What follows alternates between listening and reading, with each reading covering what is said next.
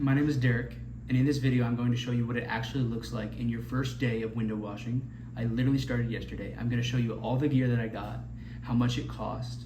I'm going to show you some of the recordings from on the doors, both those that I had success and that I failed on, and overall just give you my plan for this next month, as well as where I'm focused and what I'm going to be doing to ensure that this is a successful business with a goal of $10,000 a month. All right, so we're out of my truck. This is the mop. This is the bucket I got. It actually works really well with the 10-inch mop. Then we got a couple of rags here, paint can opener that's free at Lowe's to get off screens. Here's these walnut scrubber pads. This is the 10-inch squeegee. It's the cheapest one, doesn't work that great. This is a brush to brush off all the sills and frames, get the dirt out so you don't get dirty rags. Then in here, extra rags. This is for cobwebs. We got the extension pole in back, LA Totally Awesome, window cleaner, and then of course Dawn dish soap. That's it. So here's a list. Screenshot this if you want to see exactly what I got. I spent $108 at Lowe's yesterday, but you can get everything you need for $100. Pause the video if you want to see all this. I tailored my script to be very similar to Oliver and Josh Lester. If you're in the window washing business, you have to know them. They're incredible, they're killing it, their scripts are insane, and they're crushing it. I don't have enough money to pay for their course, but there's a lot of free game on the internet. So listen to this. I have a DJI mic that I kind of record myself as I go to each door. So listen to this conversation with the second person that I sold yesterday. So typically if you would call us out, it'd be $225. Because Bob kind of paid for the transportation fee, like I said, knocking off 50, bring it down to 175 because you got a beautiful shirt. And I really want to do your home because the windows are pretty dirty. I'm gonna knock it down to 150. 150? Yes, ma'am. And I don't have to do it. No, ma'am. When can you do it? So Beautiful. That's how it's done. It doesn't have to be hard. I closed this lady in 3 or 4 minutes. I closed the first guy in about probably 5 minutes. Next up, I'm going to show you a recording of one that didn't work out. So this house actually was it had a no soliciting sign on it. Not sure what your kind of general thesis it comes to when it comes to knocking no soliciting. I always do. Always knock no soliciting signs. Worst thing that happens, they scream at you, yell you, kick you off your porch. That's an anchor for the worst thing that can happen. So it gives you more confidence on doors that aren't no soliciting. It might not make a lot of sense to you.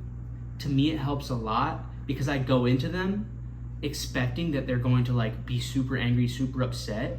And so I'm not sure if you played some sort of youth sports when you were younger, but when you know you're playing a bad team, a team that's worse than you, you always play to their competition. But when you're playing a better team, and you know they're better than you always rise to the occasion, and you're gonna play better basketball. It doesn't matter if you lose or win, but you're playing to the upper echelon of your range of how you can play.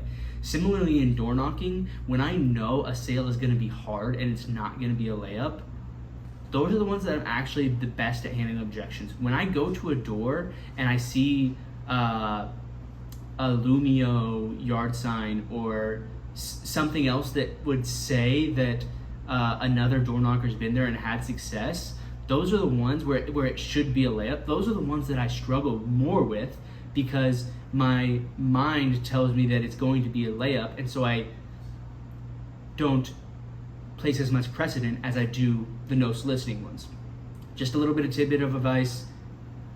It helps the mental hurdle when you knock no soliciting signs compared to if you don't, if you just skip them, because those are a lot of people and you're gonna get a few of them to buy. Even if you get one person to buy from that has a no soliciting sign, it's 100% worth it to knock all no soliciting sign. So let's listen to a little bit here of what he had to say.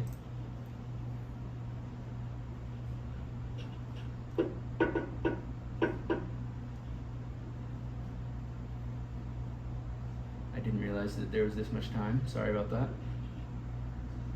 hi sir, how we doing? My name's Derek. My name's Derek.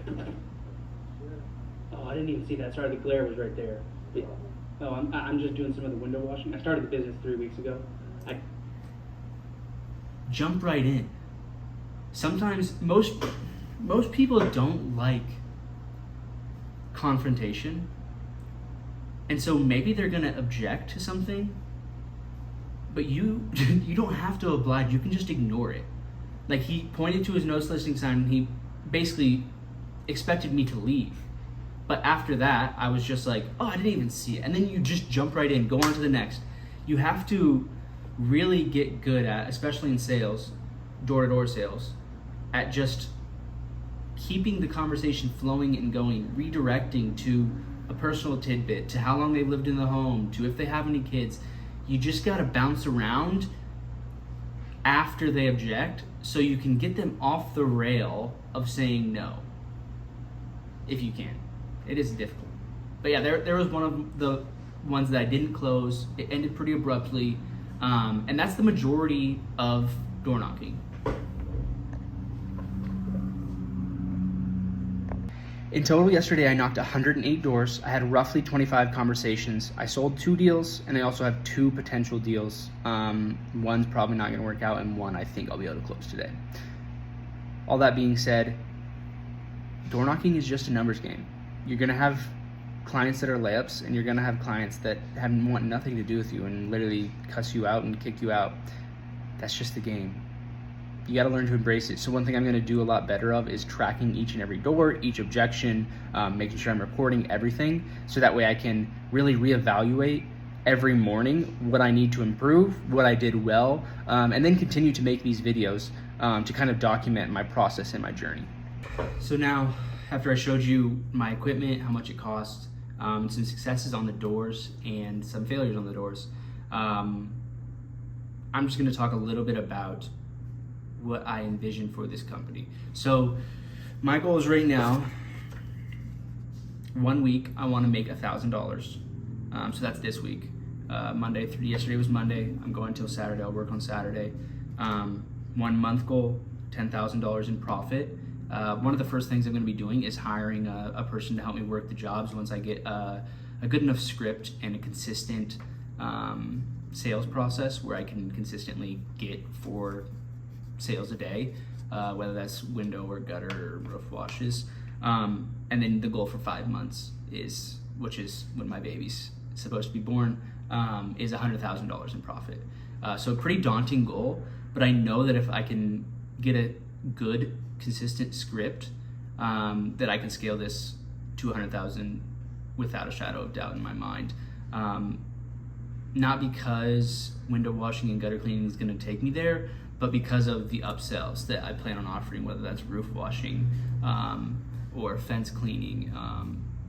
There's a few other things that I'm kind of experimenting with, but the upsells and getting the average ticket to about $500 is where the real money's going to be made.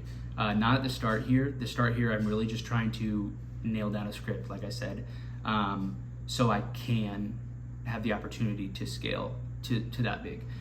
So with 1,000 made in this first week, that's the goal. Yesterday I made 100, gonna make 150 from another job I sold yesterday. The plan of attack is going to be knocking from 4 to 8 every single day. I don't want to do jobs during that time because that's when most people are home, so I'm gonna try and schedule them for the next day after that. Yeah, so that's the current plan. It's literally just knocking. I have no website. I have no business cards. I have no company gear. The literal only thing you need to do to get this started is buy $100 worth of gear and then have the motivation, the self-motivation and self-discipline to go out and knock doors. That's how you're gonna sell jobs. You have to get in front of people and you have to convince and convey the value that you're bringing. You have an opportunity at the start to just get cheaper jobs, and no one's gonna be able to do the jobs at the price that you would do them for. No one wants to do $100 for the work I did yesterday, but I'm going up above and beyond, setting the standard for myself. This isn't for a customer. I'm setting the standard for myself that I'm gonna make sure these windows look pristine. I'm gonna scrape off anything that's on there. I'm gonna go up and double check. I'm gonna re-rinse if I see any sort of streaking. Like, hold yourself to a certain standard because that matters. Those are my goals. This video is gonna feel a little weird probably because it was my first one, but listen, I'm starting out. I want to do these every day. I want to put one out every single day. It's gonna be almost like a business journal, what I'm doing, what I'm focusing on, and what I need to improve on. So if you'd love to if you want to stick around and kind of check out my journey, please subscribe to my channel. If you're interested, I would love to give my personal number out to people so they can text me and bounce ideas off of me. I'm not selling a course, I'm not selling anything. I genuinely want to help people. And I think when you get a group of like-minded individuals growing together, that's how you reach that exponential growth. Signing off. Have a great day. Peace.